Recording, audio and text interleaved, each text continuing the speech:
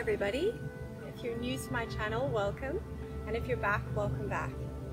Today's video is a little different. I'm going to be speaking to you about some tips to use in your yoga practice. You hear me speak about these a lot, and I just wanted to break them down for you so that you understand why they're so important. So go ahead and roll out your mat. The first tip that I'm going to give you that you hear me speak about a lot if you follow my videos and take my classes is raising the arch in your foot. And this is so important. So if we're going to come into a warrior two, let's take a warrior two to help you understand. We're going to square off our back foot in our warrior two.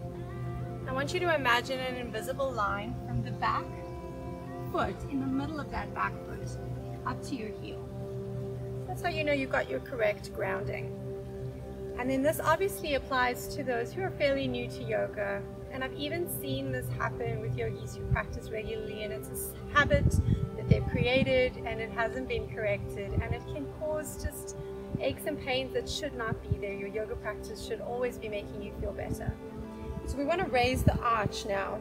What does that mean? We want to raise the arch here in the right foot. What that does, it aligns you so you're protecting your knee. You also feel that engagement more in your quad muscle, so it's allowing you to build that strength. Without raising that arch, without that awareness in your foot, you'll find that this knee will start to tilt to the inside. So you'll often see people either bending the back leg as well, or just seeing this knee roll kind of to the inside if we're out in a warrior two. But what we really want is to raise that arch. So this applies in your warrior two, your warrior one, even where the hips are squared off, and even in your crescent lunge. So if we're raising that back foot in a crescent lunge, we still want to keep that arch raised in the front, whether the arms are lifted or up in prayer, or wherever they are. We want to be mindful that from the grounding of our feet all the way up, we're creating habits for our body as we move through our practice that are allowing us to build strength, heal injuries, and essentially feel better.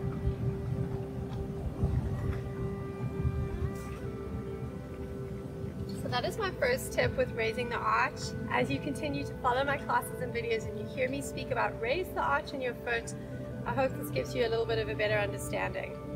And the second tip I want to speak about today is tucking in the chin so the back of your neck is long. So we're going to go ahead and come down onto our mats. We're going to come down all the way. And while we speak about this, raising arch in the foot, tucking the chin to chest is essentially just to help you get the most out of your practice and to avoid things that could cause injury or strain on the body. So this would apply to even your shavasana, but let's take a happy baby to start. So if we were to take the insides of our feet in our happy baby, and if we're not tucking in the chin, what you'll find is that the chin is lifted all the way up. So the back of the neck is put under a lot of stress, as opposed to tucking the chin so the back of the neck is nice and long. So we want to keep the chin tucked in, head is flat on the mat, and the back of the neck is nice and long. And that way, there's no stress, no strain, no possible injury there with the neck. You can happily just stay here in your happy baby. And that would apply the same in your shavasana. If you're extended with the legs out long, but your chin is up high and you're not tilting that head so that your chin is tucked in, we're just putting a lot of strain on the neck. It doesn't need to be there. So these are my first two tips. If there's anything else that you'd like to find out more, you want some clarity, please pop me a message below.